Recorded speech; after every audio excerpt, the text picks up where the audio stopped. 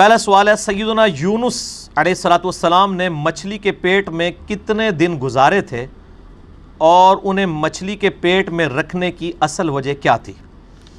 دیکھیں نا جی، اس طرح کے بھی خوبصورت سوالات آتے ہیں ہر ٹائم اختلافی سوال، ویسے یہ بھی اختلاف ہے، اختلاف کے بغیر تو کوئی چیز بھی نہیں ہے۔ بہرحال میرے بھائیو، سیدنا یونس علی نبینا علیہ الصلوۃ والسلام کی شخصیت بڑی غیر معمولی شخصیت ہے، اس حوالے سے کہ یہ پیغمبروں میں واحد پیغمبر ہیں جن پر اللہ تعالیٰ نے ان کی لغزش کے سبب عطاب فرمایا، حتیٰ کہ سورۃ الصافات میں آیا کہ اگر یونس علیہ السلام مچھلی کے پیٹ میں ہم سے دعا نہ کرتے، اور وہ دعا آئی سورۃ الانبیاء میں، لا الہ الا انت سبحانک انی کنت من الظالمین، اگر یونس ان الفاظ میں ہمیں نہ پکارتے تو مچھلی کے پیٹ سے اسی دن نکالے جاتے جس دن مردے اپنی قبروں سے نکلیں گے۔ اتنا عطاب، اتنا جلال اللہ کا کہ یونس کی غلطی اتنی سویر نوعیت کی کہ جس دن مردے قبروں سے نکالے جائیں گے اس دن ہی پھر اللہ تعالیٰ فرماتے ہیں ہم یونس علیہ السلام کو مچھلی کے پیٹ سے نکالتے۔ اور دعا بھی دیکھیں، سورۃ الانبیاء میں آئی، لا الہ الا انت سبحانک انی کنت من الظالمین، لا الہ الا انت، کوئی نہیں معبود سوائے تیرے، سبحانک، اے اللہ تو تو پاک ہے، تو تو غلطی نہیں کر سکتا، انی کنت من الظالمین، میں تو انسان ہوں، غلطی کروں گا۔ کیا زبردست انداز ہے جی توبہ کرنے کا۔ اللہ تعالیٰ کی جو پاکی کی صفت ہے اس کو ٹریگر کیا ہے کہ اللہ تجھ سے تو غلطی نہیں ہوتی، میں تو بندہ ہوں، غلطی کروں گا۔ اور اللہ کو اتنی پسند آئی یہ کلمات، اور اس کے ساتھ الفاظ ہیں کذالک ننجی المؤمنین، ہم ایمان والوں کو بھی اسی طریقے سے نجات دیں گے جو یونس کی طرح ہم سے دعا مانگے گا۔ اور جامعہ ترمذی میں صحیح سند کے ساتھ حدیث ہے، جو شخص بھی یونس علیہ السلام کی دعا کے ساتھ اللہ کی طرف متوجہ ہوا، اللہ اسے کبھی محروم نہیں لوٹائے گا۔ یہ اسماء اعظم ہے۔ میرا ایک کلپ 4 لاکھ سے زیادہ لوگ یوٹیوب پہ دیکھ چکے ہیں۔ مصیبت اور پریشانی سے بچاؤ کے 3 وظائف، لا الہ الا انت سبحانک انی کنت من الظالمین، حسبنا اللہ ونعم الوکیل، اور یا حی یا قیوم برحمتک استغیث، یہ 3 وظائف۔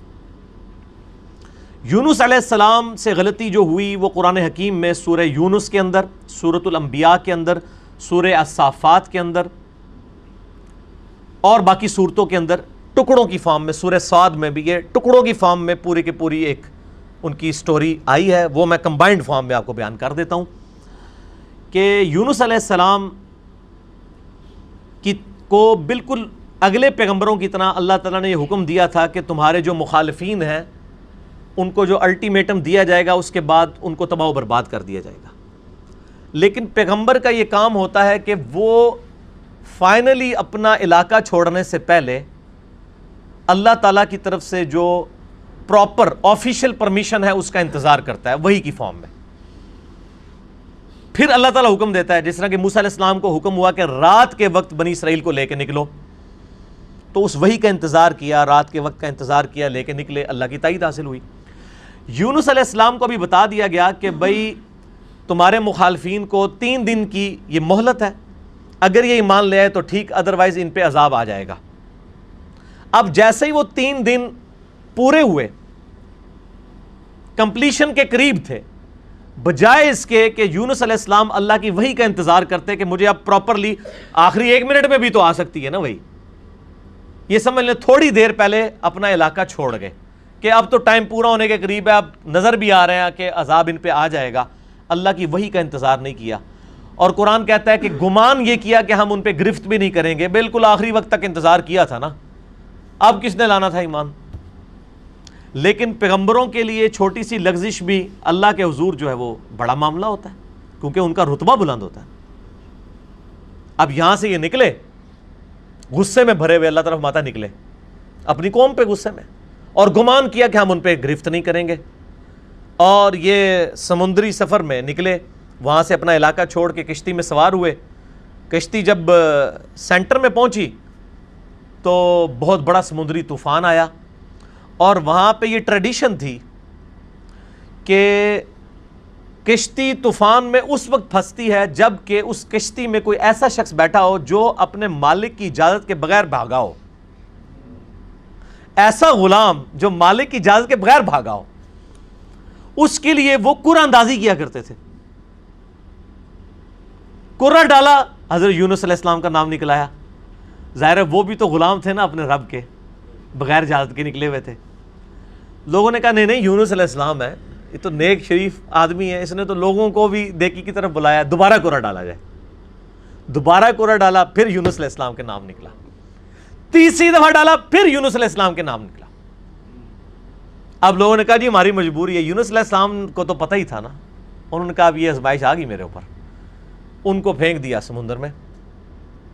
قرآن کہتا ہے بڑی مچھلی نے ان کو نگل لیا. قرآن میں دن نہیں آئے. ہمارے ایک سب کانٹیننٹ میں مشہور ہے کہ 40 دن رہے. تورات میں دن آئے ہیں 3 days and 3 nights. جونا علیہ السلام, جونا کہا جاتا ہے انگلش میں یونس کو. یونس علیہ السلام 3 دن اور 3 رات تک, یعنی کتنے بن گئے وہ 72 گھنٹے بن گئے. اتنی دیر مچھلی کے پیٹ میں رہے, 3 دن اور 3.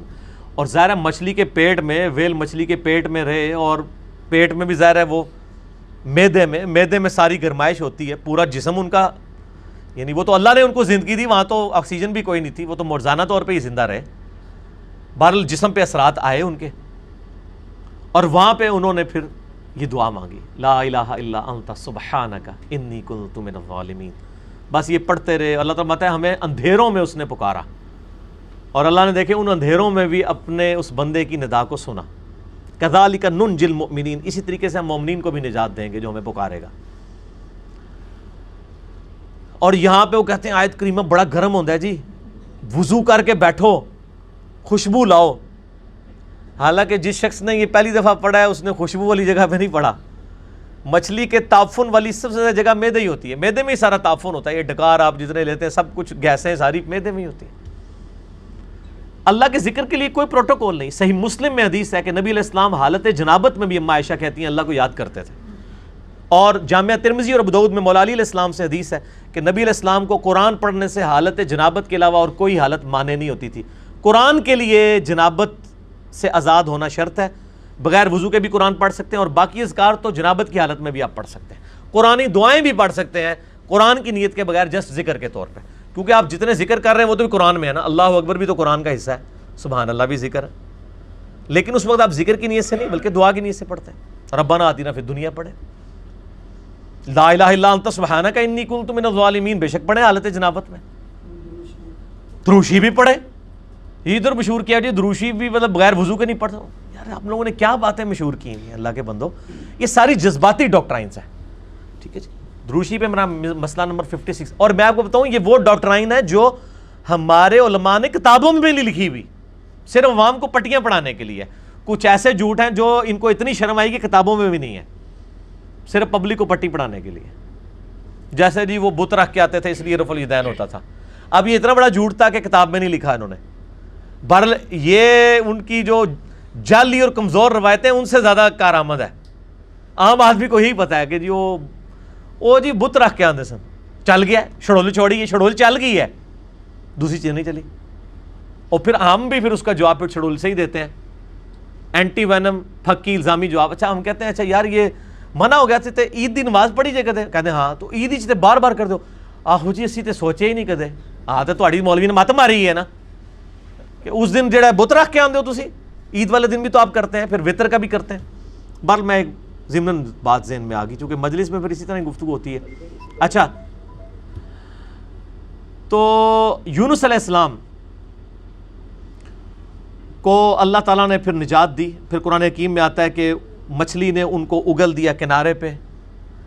وہاں اللہ نے قرآن حکیم میں آتا ہے ان کے لیے کدو کی بیل اگا دی. ظاہر ہے کہ جسم پورا ایک وہ اثرات کی وجہ سے جسم کے اوپر نئی ایک کھال ان کی اگی, دوبارہ سے ان کے سارے معاملات ہوئے, اور اللہ تعالیٰ نے ان کو ایک نئی زندگی دی اور ان پہ عطا فرمایا. اس کے بعد معاف کر دیا. لیکن آپ دیکھیں کہ اس غلطی کا ایک تو عتاب یونس علیہ السلام پہ آیا, اور دوسرا اس کا کریڈٹ ان کی امت کو مل گیا. امت کو کریڈٹ مل گیا اس ڈیبٹ کا. اور سورہ یونس جس کا نام ہی سورہ یونس ہے, اس میں حضرت یونس علیہ السلام کا نام آیا ہے. اللہ طرف آتا ہے کبھی ایسا نہیں ہوا کہ کسی قوم پہ عذاب آ کا فیصلہ ہو جائے اور وہ عذاب ان سے ٹل جائے, الا قوم یونس, سوائے قوم یونس کے, کہ یونس علیہ السلام کی قوم سے یہ عذاب ٹل گیا. کیوں؟ جب یونس علیہ السلام وہاں سے نکلے اور عذاب کے اثار نمایاں ہوئے, عذاب ٹلنا کوئی نہیں تھا. عذاب تو فرعون پہ بھی آیا, اس نے بھی تو کہا تھا نا میں ایمان لایا موسیٰ اور ہارون کے رب پہ. اللہ نے کیا فرمایا قرآن میں, الآن, اب لایا, کوئی فائدہ نہیں, ڈبو دیا. یہاں پہ بھی جب عذاب سامنے آیا نا, پوری قوم یونس تقریباً 1,00,000 اور اس سے چند زائد لوگ تھے, سارے کے سارے سجدے میں گر پڑے. انہوں نے کہا یا اللہ معاف کر دے, معاف کر دے,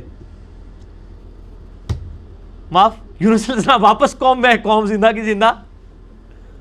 اب یونس علیہ السلام کے لیے بھی ایک حیرانگی تھی, ایک پاسے میں بھی عتاب کٹیا, دوسرے پاسے قوم ہی بچ گئی ہے, تو میں اب ان کو کیا منہ دکھاؤں گا جا کے, کہ میں ان کو تو الٹیمیٹم دے کے گیا تھا, میں اپنی بھی لغزش کے اوپر عتاب بھگت آیا ہوں اور یہ بھی بچ گئے ہوئے ہیں. لیکن ان کو پتہ ہی نہیں تھا, قوم تو ایمان لا چکی تھی, تو انہوں نے آتے ہی آپ کے ہاتھ میں بیعت کر لی. اللہ تعالیٰ نے حضرت یونس علیہ السلام کی اس لغزش کو کریڈٹ بنا دیا ان کی امت کے لیے بھی, یونس علیہ السلام کو بھی ایک آزمائش سے گزارا. اب یہاں پہ بڑی امپورٹنٹ بات میں آپ کو کروں, خصوصاً ہم مسلمانوں کے لیے. بخاری اور مسلم دونوں میں حدیث موجود ہے, ایک یہودی اور ایک مسلمان کا جھگڑا ہوا. باقی روایتوں میں آتا ہے کہ وہ مسلمان سیدنا ابوبکر الصدیق تھے رضی اللہ تعالیٰ عنہ. یہودی نے کہہ دیا کہ اللہ تعالیٰ نے موسیٰ علیہ السلام کو تمام جہان والوں پر فضیلت دی. یہ بخاری مسلم دونوں میں حدیث ہے. مسلمان نے کہا اللہ تعالیٰ نے ہمارے نبی علیہ السلام کو تمام جہان والوں پر فضیلت دی. جھگڑا ہوا, مسلمان کو غصہ آیا, اس نے اس یہودی کو تھپڑ مار دیا. وہ یہودی اپنا مقدمہ لے کر نبی علیہ السلام کے پاس آیا. آپ صلی اللہ علیہ وآلہ وسلم نے اپنے صحابی کو ڈانٹا اور فرمایا مجھے یونس پہ بھی مت فضیلت دینا. اب آپ کو اس جملے کا سمجھ آئے گی کہ یونس وہ واحد نبی ہیں جن پہ عطاب ہوا ہے, اور بہت بڑے لیول کا عطاب دنیاوی اعتبار سے دیکھا جائے. تو مجھے اس کے مقابلے پر بھی فضیلت مت دینا, ایسی فضیلت ہے جس میں کسی دوسرے کو نیچا دکھایا جائے. اللہ کی قسم, قیامت والے دن جب اللہ تعالیٰ مخلوقات کو دوبارہ زندہ کرے گا, میں دیکھوں گا کہ مجھے جب اٹھایا جائے گا, حضرت موسیٰ علیہ السلام مجھ سے پہلے ہی اللہ کے عرش کا پایا تھامے میں کھڑے ہوں گے. یہ حضرت موسیٰ کی ایک جزوی فضیلت ہمارے نبی علیہ السلام کے اوپر بھی. نبی علیہ السلام فرماتے ہیں مجھے تو یہ نہیں پتا کہ ان پہ قیامت کی بے ہوشی طاری نہیں ہوئی, یا اللہ تعالیٰ نے انہیں مجھ سے پہلے زندہ کر لیا قیامت والے دن, یا اس بے ہوشی کے سبب جو دنیا میں اللہ کی تجلی کی وجہ سے بے ہوش ہوئے, اللہ تعالیٰ نے ان پہ قیامت کی بے ہوشی طاری نہیں کی ہے. جزوی فضیلت ہو سکتی ہے. بخاری میں حدیث ہے کہ قیامت والے دن سب کو برہنہ اٹھایا جائے گا, سب سے پہلے حضرت ابراہیم علیہ السلام کو لباس پہنایا جائے گا. اب یہ ابراہیم علیہ السلام کی جزوی فضیلت ہے تمام پیغمبروں پہ. حضرت عیسیٰ علیہ السلام کو بغیر باپ کے پیدا کیا, یہ ان کی جزوی فضیلت ہے. اور ایک اور فضیلت کہ عیسیٰ علیہ السلام آج تک زندہ ہے, ایک اور بڑی فضیلت. تو جزوی فضائل ایک پیغمبر کے دوسرے پہ ہو سکتے ہیں, کلی طور پہ فضائل نبی علیہ السلام کو حاصل ہیں. تلک الرسل فضلنا بعضهم علی بعض, وہ اللہ نے قرآن میں کہہ دیا کہ یہ رسول ہیں, بعض کو بعض پہ ہم نے فضیلت دی ہے, بعض کے ساتھ کلام کیا, بعض کے ہم نے اور درجات بلند کیے. موسیٰ علیہ السلام کو ہم نے معجزات دیے, عیسیٰ علیہ السلام کو معجزات دیے. بہرحال اس کی بنیاد پہ کسی نبی کی تنقیص نہیں ہونی چاہیے, ٹھیک ہے نا. تنقیص کا جب پہلو نکلے گا نا, کمپیریزن آپ شروع کر دیں گے, تو وہ پھر خطرناک معاملہ ہو جائے گا. اس معاملے میں آپ نے اوائڈ کرنا چاہیے. اس لیے میں بارہا کہتا ہوں, میں پرسنلی مجھے یہ سلام بڑا پسند ہے, مصطفیٰ جان رحمت پہ لاکھوں سلام, لیکن اس میں کچھ اشعار ایسے ہیں کہ جو ہمیں اس طرف شائبہ کروا دیتے ہیں کہ یہ گستاخانہ ہے. کس کو دیکھا یہ موسیٰ سے پوچھے کوئی, آنکھ والوں کی ہمت پہ لاکھوں سلام. یار حضرت ابوبکر صدیق جب یہودی کے ساتھ یہ معاملہ کر رہے ہیں تو نبی علیہ السلام نے ان کو ڈانٹ دیا ہے, اور آپ 1400 سال بعد آ کے کہہ رہے ہیں موسیٰ تو نہیں دیکھ سکے, ساڑھے نبی نے دیکھ لیا. آپ کے ساتھ بھی وہی کچھ ہوتا, بلکہ اس سے زیادہ ہوتا جو کہ اس مسلمان کے ساتھ ہوا تھا. اس لیے کہ آپ ایک غلط ٹریک کے اوپر چڑھ رہے ہیں, نبی علیہ السلام کی ذات کی ایک غلط تعریف بیان کر رہے ہیں. آپ ویسے بیان کریں کہ ہمارے نبی علیہ السلام نے خواب میں اللہ کی زیارت کی ہے, یہ ضرور بیان کریں, لیکن کمپیریزن نہ کریں. یہ والا جو معاملہ ہے غلط. تو اسی کو کہا جاتا ہے تفضیل بین الرسل، تفضیل عربی میں کہیں گے. ایک رسول کو دوسرے پہ فضیلت دینا یہ جائز اور حلال ہے، قرآن نے بھی دی ہے. لیکن تفریق بین الرسل، رسولوں میں فرق کر دینا ایمان لانے کے اعتبار سے یا کسی کو اونچا نیچا دکھانے کے فور، یہ حرام ہے. تفضیل بین الرسل جائز ہے، تفریق بین الرسل حرام ہے. حضرت عیسیٰ علیہ السلام کا بھی گستاخ اتنا ہی بڑا گستاخ ہے جتنا ہمارے نبی علیہ السلام کا گستاخ ہے. ایک بندہ سارے پیغمبروں کو مانے، ہمارے نبی کو نہیں مانتا، وہ بھی کافر ہے. ایک بندہ ہمارے نبی کو مانتا ہے، سارے پیغمبروں کو مانتا ہے، حضرت موسیٰ علیہ السلام کو نہیں مانتا، وہ بھی کافر ہے. تو لا نفرق بین احد من رسلہ وقالوا سمعنا واطعنا غفرانک ربنا والیک المصیر. ٹھیک ہو گیا جی؟